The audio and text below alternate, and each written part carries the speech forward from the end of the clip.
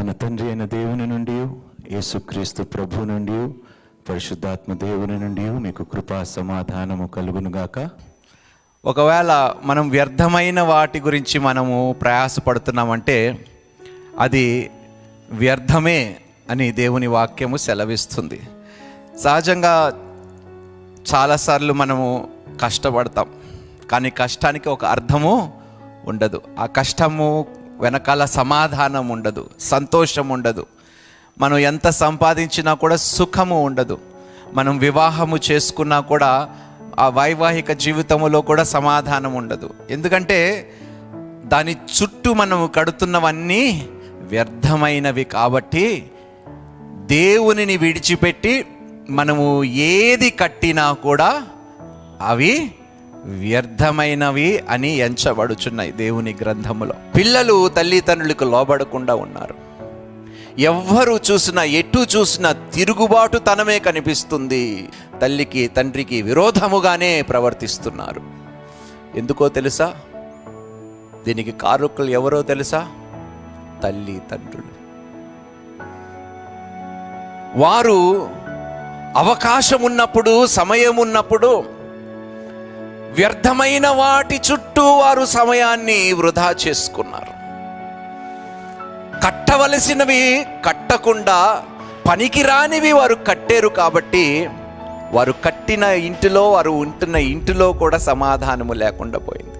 ఈరోజు చాలామంది గృహాలు, కాపురాలు, కుటుంబాలు, బిడ్డలు కూలిపోతున్నారు, నశించిపోతున్నారు, పాడైపోతున్నారంటే మీరు కట్టవలసిన విధముగా మీరు కట్టలేదు. కాబట్టి ఈరోజు మీ ప్రయాసంతా మీ ముందు విఫలమవుతుంది, పనికి రాకుండా పోతుంది. ఎంత బాధ కలుగుతుంది కదండి. ఒక తండ్రి చెమట కార్చి కష్టపడి శ్రమించి అవమానాలు, బాధలు అన్నీ పడి చక్కటి గృహం నిర్మించుకుంటాడు. కానీ బాధాకరమైన విషయం ఏమిటో తెలుసా?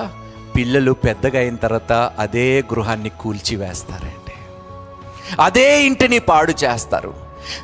తండ్రి సమాధానము లేకుండా, తల్లి సమాధానము లేకుండా బ్రతుకుతారు. ఎందుకు బ్రతుకుతారో తెలుసా? మీ ప్రయాస అంతా వ్యర్థమైన వాటి కోసమే, మీ కష్టము, మీ శ్రమ అంతా వ్యర్థమైన వాటి కోసమే మీరు ఖర్చు పెట్టారు. కాబట్టి ఒక వ్యక్తి ₹1,00,00,000 ఇల్లు ఖర్చు పెట్టడానికి 20 సంవత్సరాలు ప్రయాసపడతాడు. ₹1,00,00,000 ఇల్లు కట్టాలని ఆశపడతాడు. కానీ విలువగా తన బిడ్డలు జీవితము కట్టాలని మర్చిపోతాడు. అందుకనే తన ప్రయాసంతయు వ్యర్థముగా పోతున్నది. చాలాసార్లు చాలామంది చెప్తారు, బ్రదర్ నా ఇల్లు ప్రతిష్ఠిస్తున్నాను, మీరు రండి మా ఇంటికి అంటారు. ఎందుకు ప్రతిష్ఠిస్తున్నాడో ఆయనకే తెలియాలి. ఆయన జీవితము ఆయన దేవుని మీద కట్టుకోలేదు, దేవుని వాక్యము మీద కట్టుకోలేదు, ఆత్మీయంగా కట్టుకోలేదు.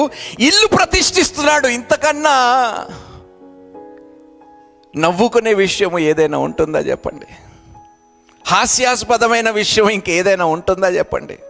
వాడు జీవితము ఏమో వాడు దేవునిలో కట్టుకోలేదు, కానీ ఇల్లు దేవునికి ప్రతిష్ఠిస్తున్నాడంట. వాడు గ్రహించలేని విషయం ఏమిటంటే ఆ ఇల్లు ఒకరోజు కూలిపోబోతుంది. ఆ ఇంటిలోనే వారు బిడ్డలు చిచ్చు పెట్టబోతున్నారు, కాపురాలు కూలిపోబోతున్నాయి. ఎందుకంటే దేవుడు లేడు కాబట్టి ఆ ఇంటిలో. వాడు ప్రయాసంతా, వాడు కష్టమంతా, వాడు చెమటంతా వ్యర్థముగా పోయింది. ఒక్కసారి ఆలోచించండి. నువ్వు ఎంత గొప్ప భవనము కట్టి అందులో సమాధానము లేకపోతే దానికి ఏమైనా అర్థం ఉందండి? అందులో బ్రతకటం వల్ల ఏమైనా అర్థం ఉందండి? ఈరోజు మీరు ఏం కట్టుకుంటున్నారో నాకు తెలియదు, ఎలాంటివి కట్టుకుంటున్నారో నాకు తెలియదు. కానీ మీరు కడుతున్న దాంట్లో దేవుడు లేకపోతే మీ కష్టము, మీ శ్రమ అంతా వ్యర్థము అని దేవుడు వాక్యము ద్వారా సెలవిస్తున్నాడు. ఎందుకు సంపాదిస్తున్నారండి? ఎందుకు ఇల్లులు కట్టుకుంటున్నారండి? దేనికోసము కట్టుకుంటున్నారు? మీ తర్వాత వచ్చే మీ బిడ్డలు దాన్ని కూల్చివేయటము కోసము కడుతున్నారు. ఏది కట్టినా కూడా అది శాశ్వతముగా ఉండే విధముగా కట్టుకోవటము నేర్చుకోండి. మీరు కట్టవలసినది ఇటుకలతో ఇల్లు కాదండి, ఆత్మీయతతో కట్టుకోవాలి ఇంటిని, సమాధానముతో కట్టుకోవాలి మీ ఇంటిని. వాక్యముతో కట్టుకోవాలి మీ ఇంటిని. అరే ఏమి ప్రయోజనం అండి, 1,00,000 రూపాయలు జీతమును నెలకి సంపాదించి సమాధానముతో సంతోషముతో బ్రతకలేకపోతున్నావు అంటే నీ ప్రయాస అంతా వ్యర్థమే అని నువ్వు గ్రహించకపోతే నీకన్నా దౌర్భాగ్యులు ఇంకెవరు లేరు. మళ్ళీ చెప్తాము తండ్రిగా తల్లిగా, నేను ఇంత కష్టపడుతున్నాను, నా కష్టానికి మీకు ఏమైనా అర్థం తెలియకుండా ఎందుకు ఇలా బ్రతుకుతున్నారు, ఎందుకు ఇలా డబ్బులు ఖర్చు పెడుతున్నారంటే మీరు నేర్పించలేదు. మీ ఇంటిని మీరు కట్టలేదు, మీ జీవితాలని మీరు కట్టలేదు, మీ పిల్లల జీవితాన్ని మీరు కట్టలేదు. కాబట్టి రేపు వేరే ఇంటికి వెళ్ళినప్పుడు వారు ఆ ఇల్లుని కూడా కట్టే స్థితిలో ఉండరు, ఆ ఇంటిని కూల్చేవారుగా మాత్రమే ఉంటారు.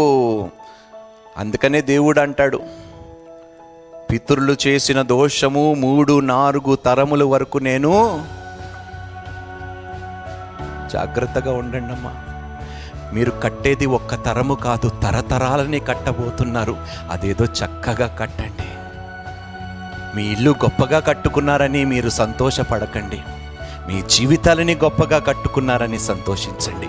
మీ పిల్లలు నడవవలసిన త్రోవలో మీరు నడిపించి చక్కటి ఆత్మీయ జీవితాన్ని కట్టి దేవునికి సమర్పించినందుకు సంతోషించండి. అంతేగాని వ్యర్థమైన వాటిని కట్టి వాటిలో మీరు సంతోషము పొందుకోవాలనుకుంటే అదంతా వ్యర్థమే.